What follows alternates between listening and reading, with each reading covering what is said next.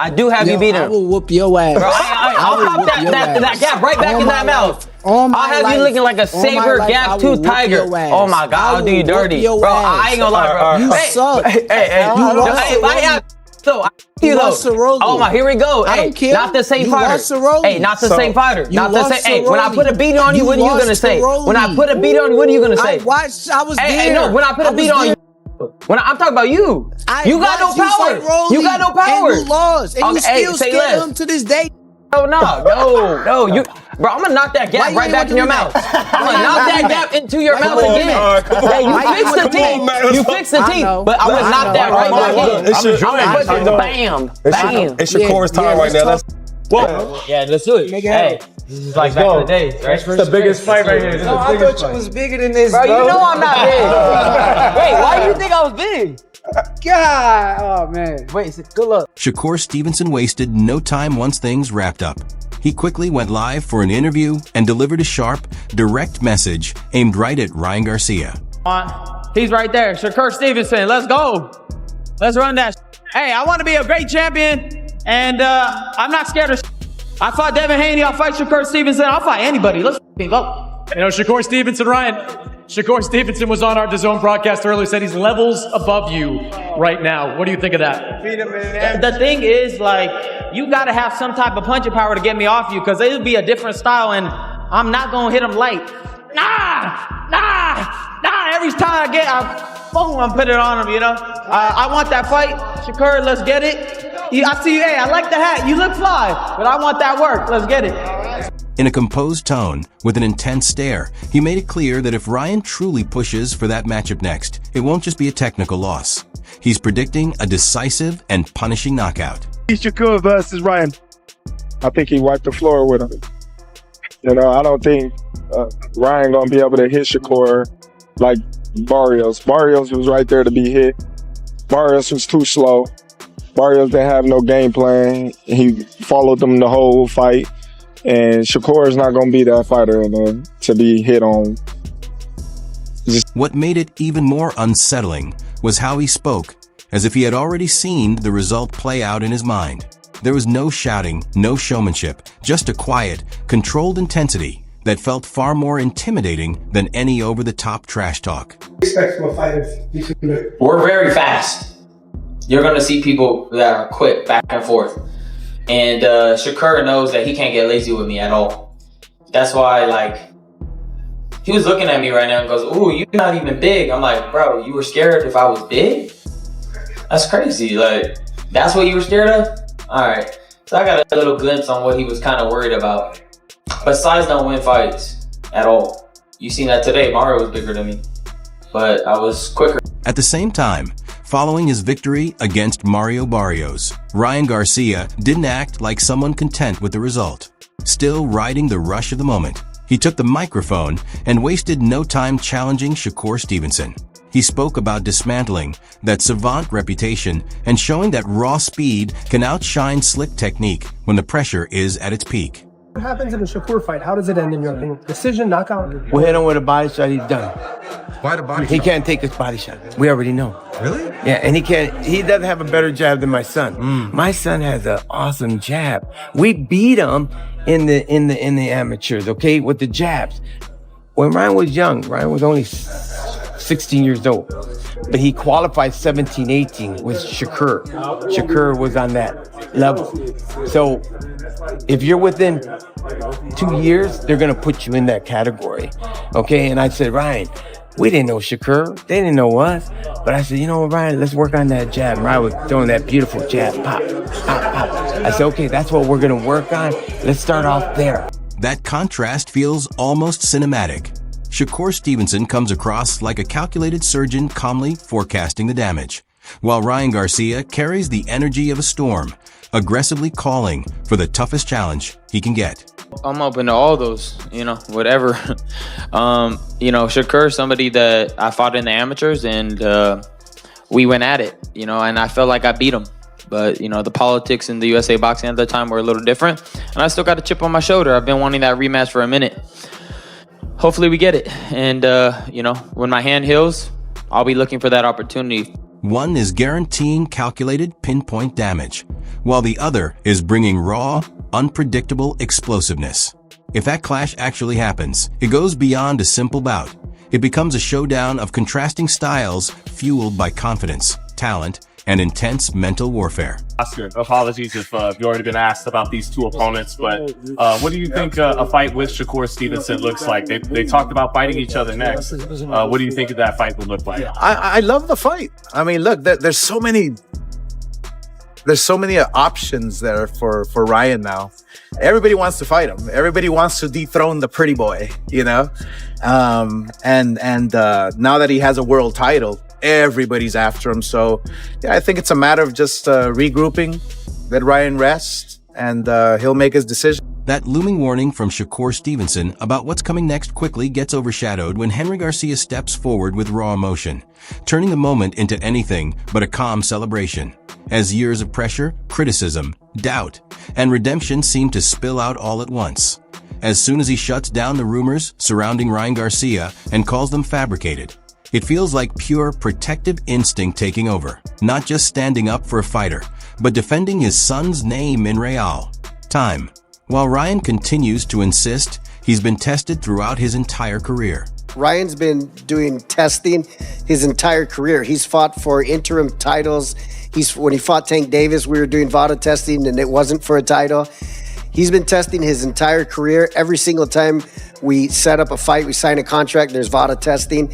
There's no such thing as dropping out of VADA testing. So all those stories are just fabricated, people trying to hate on Ryan, and they're just excuses for Haney to feel good about himself. You know, Haney wants to have an excuse as to why he got beat up, and that's it. So it's all nonsense. Then the mood instantly intensifies when he turns his attention toward critics like Chris Algieri and others. And you can hear the emotion pouring through every word. This isn't polished media training or carefully crafted responses. It's unfiltered parental pride mixed with a sense of proving people wrong.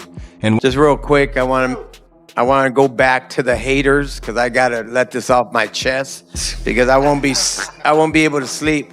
But Chris Algieri, you're a piece of okay? I'm sorry. You and your corny ass partner, okay? Not believing in my son.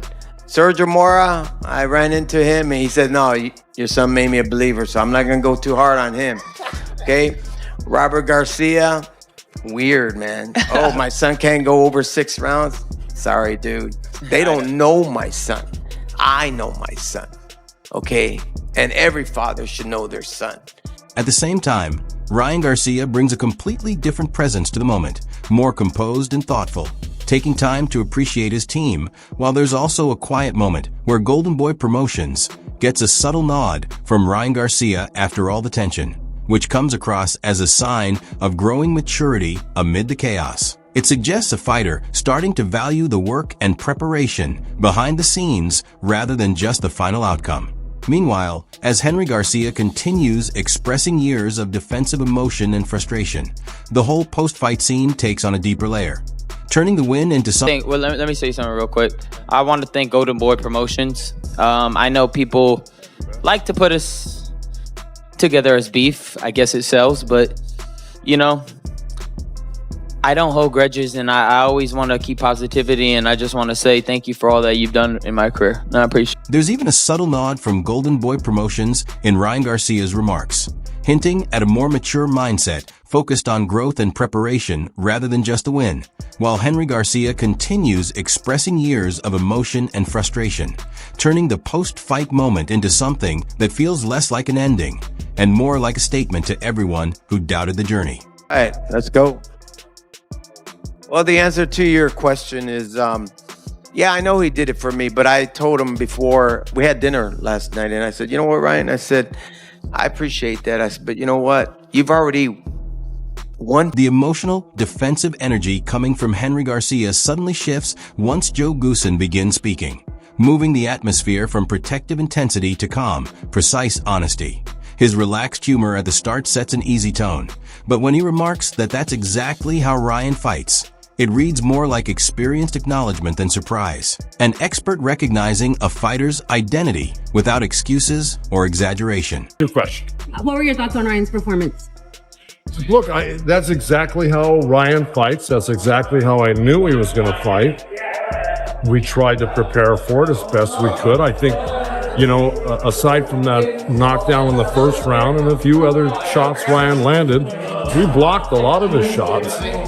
Ryan obviously outscored us. He goes on to admit they had trained specifically for the speed, the footwork, and the awkward style, yet still acknowledges that Ryan Garcia ended up outlanding them on points. It lands with more weight than any dramatic framing because it's straightforward, controlled honesty rather than emotional spin. He even dissects the clinches and movement inside the ring like a coach mentally replaying a chess match, offering a calm, technical breakdown that feels less like commentary and more like precise analysis wrapped in restraint. He's tricky. He's great on his feet. He'll tie you up on the inside because that's not his favorite place to be. And then he'll move around and walk you into some shots, and if you stall out on him, he'll come and get you. He's smart. He's smart, and he's fast, and he's fleet of foot. So he's got a lot going for his champ. He also brings up the early knockdown and a few key exchanges. And the way he frames it quietly shifts the focus toward big momentum swings instead of just punch counts. Then he addresses the issue of weight, noting how Mario Barrios came in at 147, carefully walking the line between explanation and excuse, like someone trying to preserve fairness without diminishing the outcome. The sharpest line comes when he says, "You don't really train Ryan Garcia, you collaborate with him," which basically suggests Ryan operates on instinct and self-direction even under... Look, Ryan, I've known Ryan for many years, and I gotta tell you, Mario Barrios is a fine young man. I love the kid. He's really a wonderful, classy human being, Mario Barrios. And so is Ryan. We're all friends. It's a small community, the boxing community. So I'm happy for Ryan, and I'm sad for Mario Barrios. He put a lot of work. Jonathan and I trained Mario, and we put in close to 3 months of a training camp with him, and it was serious, hard work. We were doing round after round of training. Now, I will tell you, and I don't make excuses for anybody, Mario, you saw how much bigger he is than Ryan. He had to make 147 pounds. I think it's going to be the last time he ever... The calm, professor-like honesty from Joe Goosen about Ryan Garcia fighting on his own terms suddenly shifts into a more explosive tone when Wade breaks it down with heavy emphasis on dominance, describing Ryan's fast start as psychological control of the ring and highlighting the jab, right hand sequence as structured, calculated pressure rather than random offense. He points to the early damaging shot on Mario Barrios as the real turning point where momentum instantly flipped, while still. Now, Mario Barrios, one tough SOB. He was not going to get knocked out in the first round, and come to find out he wasn't going to get knocked out at all, but that was a tone setter for the fight. And it was like, from that moment on, Ryan had almost zero issue with Barrios, and Barrios had no answers for anything Ryan was doing. And again, I told you, go back and watch my video. Yes, the left hook was prevalent and it landed in this fight, and Ryan was devastating with it, but it would be the right hand. It would be the hand that everyone forgot that Ryan Garcia had. And one, to be fair, he hadn't shown had been as devastating as his lead hand for a very long time. That would be the difference maker. Wade says boxing needed this version of Ryan Garcia, a more violent, focused, and unpredictable star that boosts excitement and narrative value, before shifting attention to a possible clash with Shakur Stevenson, framing it as a dangerous, stylistic matchup of power and explosiveness versus technical control, while noting Ryan's improved right hand and stamina as signs of growth, but still recognizing Shakur as a completely different level of tactical challenge. And it was shocking to see Barrios dominated like that. Like, Barrios has been stopped, right? He's been beaten, but there was no pillar to post beating that I've ever seen anyone put on Mario Barrios like Ryan Garcia did tonight. And again, the variety in the shots, upstairs, downstairs, the lead hook, he would frame with the jab, which is something I love when fighters do. He would 1-2-1 and frame with that lead hand. And then when Barrios got past the lead hand, bang, left hook, pivot out, right hand. It was like he had an answer for everything Barrios did. All the noise, from Shakur Stevenson's warning, Henry Garcia's emotional defense, Joe Goosen's calm analysis, and Wade's loud breakdown, ultimately points to one thing. The entire narrative around Ryan Garcia has shifted after one fight. It's no longer just about winning, but about a more disciplined, dangerous version of Ryan emerging, turning the conversation into a potential elite clash of power and explosiveness versus Shakur's precision and IQ, and setting up a much bigger storyline than the fight that just happened.